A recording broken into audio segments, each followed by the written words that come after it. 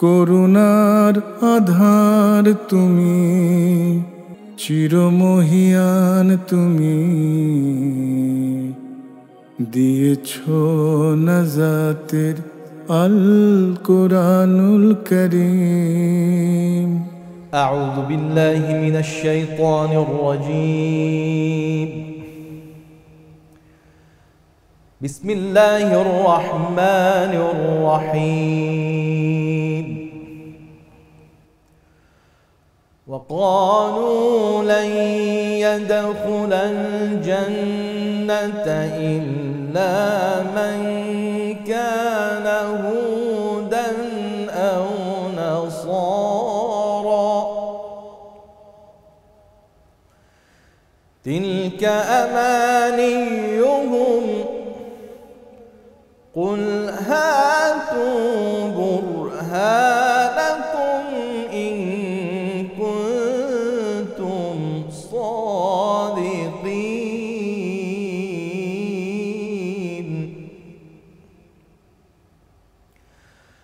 بلى من أسلم وجهه لله وهو محسن فله أجره عند ربه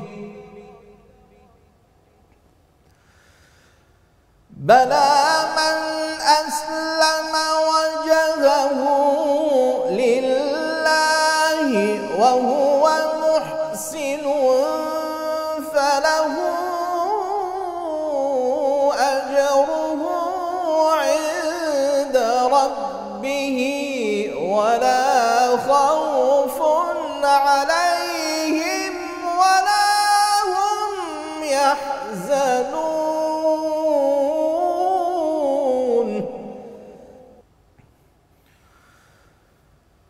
وقالت اليهود ليست النصارى على شيء وقالت النصارى ليست اليهود على شيء وهم يتلون الكتاب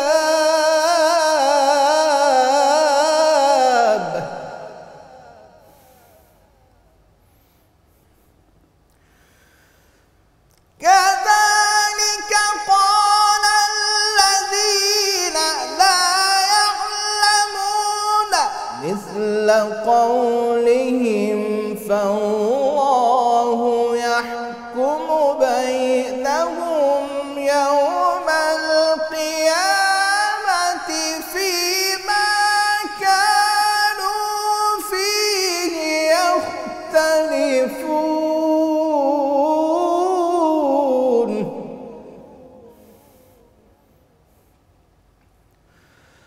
ومن أظلم ممن منع مساجد الله أن يذكر فيها اسمه وسعى في خرابها أولئك ما كان لهم أن يدخلوها إلا خائفين لهم في الدنيا خزي ولهم في الآخرة عذاب عظيم. ولله المشرق والمغرب فأينما تولوا فثم وجه الله إن الله واسع عليم. وقالوا اتخذ الله ولدا سبحانه بل له ما في السماوات والأرض كل له قانتون بديع السماوات والأرض وإذا قضى أمرا فإنما يقول له كن فيكون. وقال الذين لا يعلمون لولا يكلمنا الله أو تأتينا آية كذلك قال الذين من قبلهم مثل قولهم تشابهت قلوبهم قد بينا الآيات لقوم يوقنون إنا أرسلناك بالحق بشيرا ونذيرا ولا تسأل عن أصحاب الجحيم صدق الله العظيم القرآن الكريم আসসালামু আলাইকুম ওয়া রাহমাতুল্লাহি ওয়া বারাকাতুহু আলহামদুলিল্লাহ ওয়াসসালাতু ওয়াসসালামু আলা রাসূলিল্লাহি আম্মা বা'দ। প্রিয় দর্শক, আপনাদের সবাইকে অনেক অনেক মোবারকবাদ জানাচ্ছি আর আমন্ত্রণ জানাচ্ছি আমাদের নিয়মিত আয়োজনে। আপনারা দেখছেন কোরআনুল কারীম। আলহামদুলিল্লাহ, এই আয়োজনটির মাধ্যমে আমরা খুব সহজভাবে সাবলীলভাবে পবিত্র কোরআনুল কারীমকে উপস্থাপন করবার চেষ্টা করছি, যাতে করে আমরা কিছুটা হলেও এই আয়োজন থেকে কোরআন শিখতে পারি, বুঝতে পারি এবং কোরআনের যে মহা সামুদ্রিক জ্ঞান, সেই জ্ঞানে আমরা অবগাহন করতে পারি। আর সেই আলোকে আমরা ইতিমধ্যে আলহামদুলিল্লাহ চমৎকার তিলাওয়াত শুনেছি সূরাতুল বাকারার 111 নম্বর আয়াত থেকে 119 নম্বর আয়াত পর্যন্ত। আসুন তাহলে আমরা খুব সহজ সরল তর্জমা এবং সংক্ষিপ্ত তাফসীর জেনে নেবার চেষ্টা করি। আউযু বিল্লাহি মিনাশ শাইতানির রাজীম। বিতাড়িত শয়তান থেকে আল্লাহর কাছে পানা চাই। বিসমিল্লাহির রহমানির রহিম। মেহেরবান আল্লাহ তাআলার নামে শুরু করছি। আল্লাহ রাব্বুল আলামিন সূরাতুল বাকারার যে আয়াতে ইরশাদ করেছেন, সূরাতুল বাকারার 112 নম্বর আয়াত। এই 12 নম্বর আয়াত বুঝতে গেলে আমাদের 111 নম্বর আয়াতটা আবার একটু স্মরণ করতে হবে। সেটা হলো 111 নম্বর আয়াতে বলা হয়েছে যে ইয়াহুদি এবং নাসারারা তারা বলে যে তারা ছাড়া আর কেউ জান্নাতে যাবে না। এটা হলো 111 নম্বর আয়াতে আসছে। তা আল্লাহ তাআলার পক্ষ থেকে বলা হয়েছে, হে মুহাম্মদ সাল্লাল্লাহু আলাইহি ওয়াসাল্লাম, আপনি তাদেরকে বলুন, হাতু বুরহানাকুম ইন কুনতুম সাদিকিন, যদি তোমরা সত্যবাদী হয়ে থাকো তোমাদের কথার ক্ষেত্রে, তাহলে প্রমাণ পেশ করো। তো স্বাভাবিকভাবে ইয়াহুদি হলেই জান্নাতি, নাসারা হলেই জান্নাতি, এটা তো সম্ভব না। বা কেউ যদি বলেন যে আমি মুসলিম, আমি জান্নাতি, এটা তো হবে না। এটার ক্ষেত্রে প্রমাণ লাগবে। প্রমাণটা কি? যে তোমার কাজ, তোমার কর্ম, তোমার আমল কি, সেই সম্পর্কে যদি তুমি প্রমাণ দিতে পারো সেইভাবে, তখন এটা বলা যাবে। তো আল্লাহ রাব্বুল আলামিন সেই আয়াতের সাথেই সম্পৃক্ত করে পরের আয়াতটি নাজিল করেছেন যে হ্যাঁ, বালা মান আসলামা ওয়াজহাহু লিল্লাহ ওয়া হুয়া মুহসিন, তবে হ্যাঁ, কেউ যদি নিজেকে আত্মসমর্পণ করে, অর্থাৎ দেখা গেল যে সে মুসলিম হয়েছে, আত্মসমর্পণ করল পরিপূর্ণভাবে, ওয়াজহাহু লিল্লাহি, আল্লাহর জন্য, ওয়া হুয়া মুহসিন, এবং সে তার কাজের ব্যাপারে সৎকর্মশীল, অর্থাৎ একনিষ্ঠ আন্তরিকতার সাথে আল্লাহ তাআলার নির্দেশনা সে মেনে চলে, সে সর্বশেষ নবী মুহাম্মদ সাল্লাল্লাহু আলাইহি সাল্লামকে নবী এবং রসুল হিসেবে গণ্য করেছে, পবিত্র কোরআন অনুপাতে সে ঈমান এনেছে এবং আল্লাহ রাব্বুল আলামিন যা বলেছেন তা সে মেনে চলছে। আসলামা মানে হলো আত্মসমর্পণ করা, যাকে আমরা মুসলিম বলি। যদি এটা হয়, ফালাহু আজরুহু ইনদা রাব্বি, তাহলে অবশ্যই সে তার রবের কাছে প্রতিদান পাবে। ওয়ালা খাউফুন আলাইহিম ওয়ালা হুম ইয়াহজানুন, এবং এইভাবে কেউ যদি চলতে পারে, অর্থাৎ আল্লাহ রাব্বুল আলামিনের কাছে নিজেকে কেউ যদি সুপর্দ করে দিতে পারে, তাহলে তার জন্য কোনো চিন্তার কিছু নেই, তার জন্য কোনো ভয়ের কিছু নেই। অর্থাৎ সবার জন্য ঈমানের দরজা আল্লাহ তাআলা খুলে দিয়েছেন। ইয়াহুদি হোক, নাসারা হোক, মুশরিক হোক, যেই হোক না কেন, সে যদি বলে আল্লাহ আমি যাই ছিলাম, কিন্তু এখন থেকে আমি আসলামতু, আমি নিজেকে আত্মসমর্পণকারী বলে ঘোষণা দিলাম, আমি মুসলিম হলাম এবং আমি আমার মহান রব, আমার মালিক আমাকে যা বলেছেন আমি তাই শুনবো, তাহলে আল্লাহ তাআলা তাকে ক্ষমা করে দিয়ে তাকে ইনশাআল্লাহ প্রতিদান প্রদান করবেন এবং তাকে জান্নাত দান করবেন। এটা আল্লাহ সুবহানাহু ওয়া তাআলা ঘোষণা দিয়েছেন। অর্থাৎ আপনাকে মুসলিম হতেই হবে। আপনি ইয়াহুদি, নাসারা, মুশরিক হয়ে আপনি জান্নাতে যাবেন, এই দাবি করলে, এই দাবি সপক্ষে আপনার কোনো দলিল নেই। কিন্তু যদি আপনি মুসলিম হয়ে, অর্থাৎ আত্মসমর্পণকারী, পরিপূর্ণভাবে আত্মসমর্পণ করে কোরআন এবং সুন্নাহ অনুপাতে যদি জীবনযাপন করেন, আল্লাহ তাআলার সমস্ত কথা মেনে চলেন, তাহলেই আপনার আমার জন্য মুক্তির পথ খোলা আছে। এরপরে আল্লাহ রাব্বুল আলামিন ইয়াহুদি এবং নাসারাদের একটা ঝগড়ার বিষয় উপস্থাপন করেছেন যে তারা কী নিয়ে বাদানুবাদ করে। ওয়াকালাতিল ইয়াহুদু লাইসাতিন নাসারা আলা শাই ওয়াকালাতিন নাসারা লাইসাতিল ইয়াহুদু আলা শাই ওয়া হুম ইয়াতলুনাল কিতাব।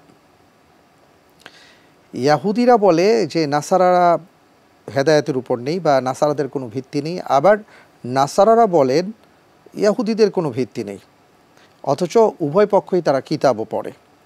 আল্লাহ তাআলা বলছেন কাযালিকা ক্বালা আল্লাযীনা লা ইয়ালামুনা মিসলা কাওলিহিম, তারা এমনভাবে কথা বলে যে যেন তারা কিছুই জানে না, অর্থাৎ অজ্ঞ মানুষের মতনই তাদের কথা।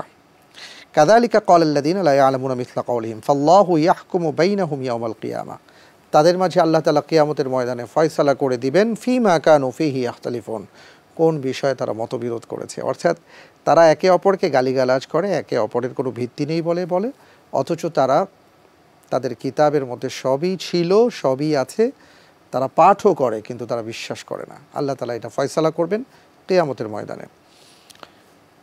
এরপরের যে আয়াতটি আমাদের সামনে আছে অর্থাৎ 114 নম্বর আয়াত, এই 114 নম্বর আয়াতটা নাজিল করা হয়েছে মূলত তৎকালীন সময়ের মুশরিকদের ব্যাপারে। রাসূল সাল্লাল্লাহু আলাইহি ওয়াসাল্লাম মক্কায় যখন মসজিদে হারামে গিয়ে সালাত আদায় করতেন বা সাহাবায়ে কেরাম আজমাইন সালাত আদায় করতেন, তারা নানাভাবে নামাজের মধ্যে বিঘ্নতা সৃষ্টি করত এবং কোরআন যেন না শুনে সেই চেষ্টা করত। ঠিক একইভাবে মদিনায় যাওয়ার পরে রাসূল সাল্লাল্লাহু আলাইহি ওয়াসাল্লাম সালাত আদায় করবেন, সেই সালাতের মধ্যে ইহুদিরা বিঘ্নতা সৃষ্টি করত, নানাভাবে প্রতিবন্ধকতা সৃষ্টি করত। আল্লাহ তাআলা আয়াতে কারিমা নাজিল করেছেন ওয়ামান আযলামু মিম্মান মানা'a মাসাজিদাল্লাহ আন ইউযকারা ফীহা ইসমুহু ওয়া সা'a ফী খারাবিহা, যে তার চেয়ে জালিম আর কে হতে পারে যে আল্লাহর ঘর বা মসজিদে প্রবেশে বাধা প্রদান করে যেখানে আল্লাহ তাআলাকে স্মরণ করা হয়, ওয়া সা'a ফী খারাবিহা, এবং তারা চেষ্টা করে সেই মসজিদকে উজাড় করে দেবার, ভেঙে ফেলার বা ধ্বংস করে দেবার। যারা এই চিন্তা করে, চেষ্টা করে, তাদের চাইতে জালেম আর কে হতে পারে।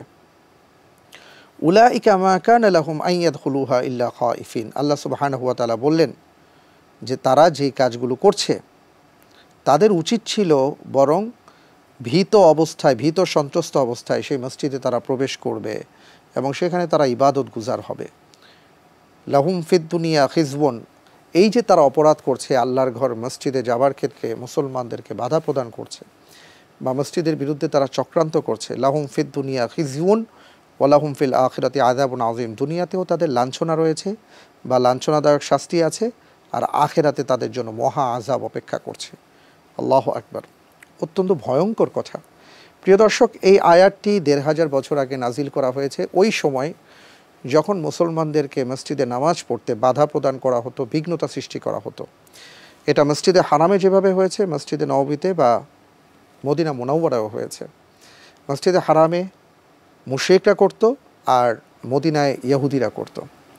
এরপরে আল্লাহ সুবহানাহু ওয়া তাআলা বললেন ওয়ালিল্লাহিল মাশরিকু ওয়াল মাগরিব ফাআইনামা তুওয়াল্লু ফাসাম্মা ওয়াজহুল্লাহ ইন্নাল্লাহা ওয়াসিউন আলিম, পূর্ব পশ্চিম সব আল্লাহ সুবহানাহু ওয়া তাআলার জন্য। ফাআইনামা তুওয়াল্লু, সুতরাং যেদিকে তুমি তাকাবে, ফাআইনামা তুওয়াল্লু ফাসাম্মা ওয়াজহুল্লাহ, সুতরাং তুমি যেদিকে তাকাবে সেদিকেই তুমি আল্লাহ সুবহানাহু ওয়া তাআলাকে পাবে। ইন্নাল্লাহা ওয়াসিউন আলিম, নিশ্চয়ই আল্লাহ রব্বুল আলামিন প্রাচুর্যময় মহাজ্ঞানী। এই আয়াতটি নাজিলের একটা প্রেক্ষাপট রয়েছে, সেটা হলো যে আল্লাহ রাসূল সাল্লাল্লাহু আলাইহি সাল্লাম মদিনায় যাবার পরে তিনি বেশ কিছু সময় বাইতুল মুকাদ্দাসের দিকে ফিরে সালাত আদায় করেছেন, যা কাবার ঠিক বিপরীত। এবং এটা দুটো কারণ ছিল। একটা হলো যে তিনি যখন মদিনায় গিয়েছেন দেখেছেন যে সেখানে ইহুদি নাসারা, বিশেষ করে ইহুদিরা আছেন এবং তারা তাদের ইবাদত করেন মসজিদে আকসার দিকে ফিরে। তো রাসূল সাল্লাল্লাহু আলাইহি সাল্লাম যখন মসজিদে আকসার দিকে ফিরেই সালাত আদায় করলেন, তখন ইহুদিরা খুশি হলো। তো রাসূল সাল্লাল্লাহু আলাইহি সাল্লাম চেয়েছেন যে এর মাধ্যমে যদি তারা ইসলামের প্রতি ধাবিত হন। আরেকটি বিষয় ছিল যে তাকে ইঙ্গিত দেওয়া হয়েছিল বা নির্দেশনা দেওয়া হয়েছিল মসজিদে আকসার দিকে ফিরে সালাত আদায় করার ব্যাপারে। কিন্তু রাসূল সাল্লাল্লাহু আলাইহি ওয়াসাল্লামের মনের একটা বাসনা ছিল যে তিনি যদি মসজিদে হারামের দিকে ফিরে বা কাবার দিকে ফিরে সালাত আদায় করতে পারতেন। তো একটা পর্যায়ে আল্লাহ রব্বুল আলামিনের পক্ষ থেকে আদেশ নাজিল করা হয়েছে যে তিনি মসজিদে হারামের দিকে ফিরে সালাত আদায় করবেন এবং তিনি তাই করেছেন। তখন মদিনার ইয়াহুদিদের মধ্যে এটা ভয়ঙ্করভাবে একটা বিরূপ প্রতিক্রিয়া সৃষ্টি হলো এবং তারা বলার চেষ্টা করলো যে কেবলা কেন পরিবর্তন করা হলো, কেবলা কেন পরিবর্তন করা হলো, ইত্যাদি ইত্যাদি। আল্লাহ সুবহানাহু ওয়া তাআলা এই আয়াতে কারিমা নাজিল করলেন যে কেবলা পরিবর্তনের ফলে যে সব উলটপালট হয়ে গেছে ব্যাপারটা, কেবলা পরিবর্তনের ফলে যে সব উলটপালট হয়ে গেছে ব্যাপারটা এমন নয়। আইনামা তুওয়াল্লু ফাসাম্মা ওয়াজহুল্লাহ, আপনি যেদিকে মুখ করে সালাত আদায় করবেন সেদিকে আপনি আল্লাহ সুবহানাহু ওয়া তাআলাকে পাবেন। আমরা সূরাতুল বাকারার এখন 114 নম্বর আয়াত নিয়ে আলোচনা শুনছিলাম, তারপরে 115 নম্বর আয়াত নিয়ে কথা শুনছিলাম যে কেবলা পরিবর্তনের যে প্রেক্ষাপটটা, এই বিষয় নিয়ে আমরা কথা শুনছিলাম। তো যখন রাসূল সাল্লাল্লাহু আলাইহি ওয়াসাল্লামকে বলা হলো যে কাবার দিকে ফিরে সালাত আদায় করতে, তখন তাদের মধ্যে, ইয়াহুদিদের মধ্যে একটা বিরূপ প্রতিক্রিয়া সৃষ্টি হলো। তখন বলা হলো যে এটা বিরূপ প্রতিক্রিয়ার সৃষ্টি করার তো কোনো বিষয় নয়, কারণ আইনামা তুওয়াল্লু ফাসাম্মা ওয়াজহুল্লাহ, যেদিকে তুমি মুখ করে সালাত আদায় করবে, আল্লাহ যদি নির্দেশ দেন সেদিকেই তুমি ফিরবে, কারণ আল্লাহ তাআলা সব জায়গায় আছেন। আর আল্লাহ সুবহানাহু ওয়া তাআলা ওয়াসিউন আলিম, প্রাচুর্যময়, মহাজ্ঞানী। অর্থাৎ আল্লাহর নির্দেশ মানতে হবে, এটাই হলো সবচেয়ে বড় কথা। কিন্তু তারা সেই নির্দেশটা মেনে নিতে পারেনি। তখন তারা পেছনে ফিরে গেল এবং দূরত্ব সৃষ্টি করলো। পরের আয়াতে যাচ্ছি। পরের আয়াতটি ইয়াহুদিদের কিছু অদ্ভুত বিশ্বাস ছিল, সেই বিশ্বাস সম্পর্কে আল্লাহ তাআলা খণ্ডন করে দিলেন। তারা বলতো ওয়াকালু ইত্তাখাযাল্লাহু ওয়ালাদা, যে আল্লাহ রাব্বুল আলামিন সন্তান গ্রহণ করেছেন। সুবহানা, অথচ আল্লাহ রাব্বুল আলামিন এ থেকে পুত পবিত্র। আল্লাহ সুবহানাহু ওয়া তাআলা বলেছেন বাল্লাহু মা ফিস সামাওয়াতি ওয়াল আরদ, আকাশ এবং জমিন সব কিছু আল্লাহ সুবহানাহু ওয়া তাআলার জন্য। কুল্লুল্লাহু কানিতুন, এবং সব কিছুই তার অনুগত। সূরা ইখলাসের মধ্যে আল্লাহ তাআলা তার নিজের পরিচয় দিয়েছেন, কুল হুয়াল্লাহু আহাদ আল্লাহুস সামাদ লাম ইয়ালিদ ওয়া লাম ইউলাদ ওয়া লাম ইয়াকুল লাহু কুফুয়ান আহাদ। আল্লাহ রাব্বুল আলামিন এক এবং একক, তার কোনো শরীক নেই এবং তার কোনো সন্তান নেই। তিনি কারো কাছ থেকে জন্মগ্রহণ করেননি, কাউকে জন্ম দেননি।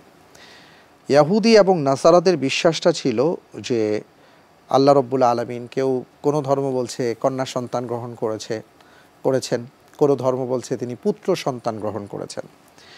আল্লাহ সুবহানাহু ওয়া তাআলা বলছেন এগুলো থেকে আল্লাহ পুত পবিত্র, বরং আকাশ এবং জমিনে যা কিছু আছে তার সব কিছু আল্লাহ তাআলার অনুগত, তার গোলাম, তার মাখলুক, তার সৃষ্ট।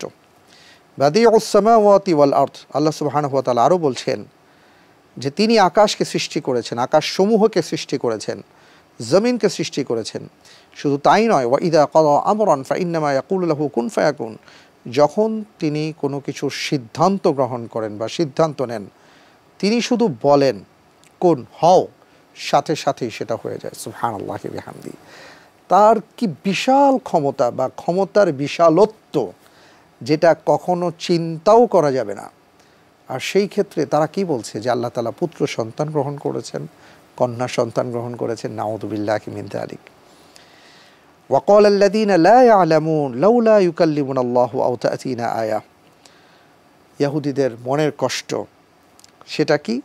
তারা বলে লা ইয়ালামুন, যারা ওয়া ক্বালা আল্লাযীনা লা ইয়ালামুন, যারা আল্লাহ রাব্বুল আলামিন সম্পর্কে যাদের কোনো ধারণা নেই, যারা জানে না, যারা মূর্খ, তারা বলে লাউলা ইউকাল্লিমুনাল্লাহ, আল্লাহ রাব্বুল আলামিন আমাদের সাথে কথা বলছেন না কেন? আও তা'তিনা আয়া, অথবা আমাদের উপর কোনো নিদর্শন পাঠাচ্ছেন না কেন? কাযালিকা ক্বালা আল্লাযীনা মিন ক্বাবলিহিম মিসলা কওলিহিম, তাদের কথাগুলো এমন যে তাদের পূর্বে যারা ছিল তারাও এই রকমই কথা বলতো। তাশাবাহাত কুলুবুহুম, হৃদয়গুলো একেবারে সাদৃশ্যপূর্ণ। আগের মানুষের চেতনা চিন্তা যেমন, এই মূর্খদের চিন্তা চেতনা একই রকম। কদ বায়্যানাল আয়াত লিকওমি ইউকিনুন, আল্লাহ তাআলা বললেন আমি আমার আয়াতগুলোকে সুস্পষ্ট করে দিয়েছি যারা দৃঢ় বিশ্বাস রাখে তাদের জন্য, সেই কওমের জন্য। আল্লাহ সুবহানাহু ওয়া তাআলা আরও বললেন ইন্না আরসালনাকা বিল হাক্কি বাশীরান ওয়া নাযীরান, হে মুহাম্মদ সাল্লাল্লাহু আলাইহি ওয়াসাল্লাম, অবশ্যই আমি আপনাকে সত্য প্রেরণ করেছি সুসংবাদ হিসাবে এবং সতর্ক রূপে। অর্থাৎ আমি আপনাকে যে পাঠিয়েছি, আপনার দায়িত্ব হলো দুটি। একটি হলো যারা আমার কথা মেনে চলবে, আমার নির্দেশ যারা মেনে চলবে তাদেরকে আপনি সুসংবাদ প্রদান করবেন, এবং কোন কোন নির্দেশনা মেনে চললে, আমার কথা মেনে চললে তারা জান্নাতের সুসংবাদ প্রাপ্ত হবে সেটা তাদেরকে দেখিয়ে দেবেন। আর সতর্ককারী হিসাবে আমি আপনাকে পাঠিয়েছি কিসের? জাহান্নামের আগুন থেকে বাঁচাবার জন্য আপনি তাদেরকে সতর্ক করবেন। কি করা থেকে বেঁচে থাকলে, কোন অপরাধগুলো না করলে বা কোন কাজ অপরাধ, এই বিষয়ে তাদেরকে আপনি বোঝাবেন, তাদেরকে সতর্ক করবেন। এই দায়িত্ব দিয়ে আমি আপনাকে পাঠিয়েছি। ওয়ালা তুসআলু মিন আন আসহাবিল জাহিম, এবং আগুনের অধিবাসীদের সম্পর্কে আপনাকে প্রশ্ন করা হবে না। অর্থাৎ কেউ যখন জাহান্নামে যাবে আপনাকে জিজ্ঞেস করা হবে না সে কেন জাহান্নামী। এই টোটাল আয়াতটা নিয়ে যদি আমি বলি তাহলে বিষয়টা হলো এই রকম, রাসূল সাল্লাল্লাহু আলাইহি ওয়াসাল্লামের উপর ওহী নাজিল হচ্ছে, তিনি যখন মানুষদেরকে তাওহীদের দাওয়াত দিচ্ছেন, আহ্বান করছেন। তো একসময় মক্কার কাফেরদের এই জ্বলন ছিল। মদিনায় যাওয়ার পরে আবদুল্লাহ বিন উবাই বিন সালুল থেকে শুরু করে মুনাফিক এবং সেই সাথে যারা ইয়াহুদি, তাদের মধ্যে জ্বলন তৈরি হলো। তাদের মধ্যে একটা আকাঙ্ক্ষা যে কেন মুহাম্মদ সাল্লাল্লাহু আলাইহি সাল্লামের উপর ওহী আসে, আমাদের উপর কেন আসতে পারে না, অথবা কেন আমরা আয়াত পাচ্ছি না, আমাদেরকে কোনো নিদর্শন দেওয়া হয় না কেন। তা আল্লাহ তাআলা বলছেন যে এই কথাগুলো আগেও বলা হতো, অন্যান্য নবী রসুলগণের সময়ও বলা হতো। প্রিয় দর্শক, আমরা ১৫০০ বছর আগের কথা বলছি, এবার বর্তমান প্রেক্ষাপটকে একটু মেলাবার চেষ্টা করি। আমরা যখন কাউকে কোরআন এবং সুন্নাহর কথা বলার চেষ্টা করি বা বলি, কাউকে যখন সতর্ক করি, কাউকে যখন সুসংবাদ প্রদান করি, যারা আমরা একটু দ্বীনের পথে চলার চেষ্টা করি, আরেকজন ভাইকে যখন দাওয়াত দিই, দুঃখজনক হলেও সত্য কখনো কখনো আমরা দেখি যে যারা আখেরাতকে বিশ্বাস করে না, যারা নিজেদেরকে নাস্তিক বলে প্রচার করতে ভালোবাসেন, ঠিক আছে এটা তার ব্যক্তিগত বিশ্বাস, কিন্তু তারা তখন উদ্ভট কিছু প্রশ্ন করেন, বা কখনো যদি কোনো দুর্যোগ বা কোনো সমস্যা বা কিছু তৈরি হয় তখন তারা এমন উদ্ভট প্রশ্ন করেন যে এখন কেন তোমার আল্লাহ তোমাকে বাঁচাচ্ছেন না, অথবা কেন আমাকে বাঁচানো হলো না, বা কেন এটা হলো না, এমন এমন প্রশ্ন, অবান্তর প্রশ্ন করে তখন আমাদেরকে বিব্রত করার চেষ্টা করা হয়। প্রিয় দর্শক, এই বিব্রতকর প্রশ্নগুলো যে আজকেই আছে ব্যাপারটা এমন না, এটা বিগত সময়েও ছিল, ভবিষ্যতেও আসবে। এই কারণে আল্লাহ সুবহানাহু ওয়া তাআলা আমাদেরকে জানিয়ে দিয়েছেন যে আমি আমার আয়াতকে সুস্পষ্টভাবে নাজিল করেছি। যারা আমাকে বিশ্বাস করে, যারা আমার প্রতি ঈমান আনয়ন করে, কেবল তারাই বুঝবে এবং তারাই এটাকে আঁকড়ে ধরে থাকবে। আলহামদুলিল্লাহ, আমরা চেষ্টা করব সব সময় ঈমানের উপর অবিচল থেকে এগিয়ে যাবার, কারণ আল্লাহ সুবহানাহু ওয়া তাআলা বলেছেন ওয়া'বুদ রাব্বাকা হাত্তা ইয়াতিয়াকাল ইয়াকিন, তুমি তোমার রবের ইবাদত করতে থাকো ততক্ষণ পর্যন্ত যতক্ষণ পর্যন্ত তোমার মৃত্যু না আসে। প্রিয় দর্শক, আজকের এই ফিতনার সময়ে ঈমান ধরে রাখা অনেক কঠিন, কিন্তু এই আয়াতগুলো যখন আমরা পড়ি তখন আমরা বুঝতে পারি যে আগের সময়েও এমন ফিতনা ছিল, এখনও সেই ফিতনা, এই ফিতনার মধ্য দিয়ে আমাদের চলতে হবে, এই পরীক্ষার মধ্য থেকেই আমাদেরকে পাশ করতে হবে। আল্লাহ তাআলা আমাদের সবাইকে তৌফিক দান করুন, আমিন। এই প্রত্যাশা আজকের মতন বিদায় নিচ্ছি। আসসালামু আলাইকুম ওয়া রাহমাতুল্লাহি ওয়া বারাকাতুহু। করুণার আধার তুমি দিয়েছ, সত্যের বাণী অসীম, দিয়েছ নাজাতের আল কোরআনুল করিম।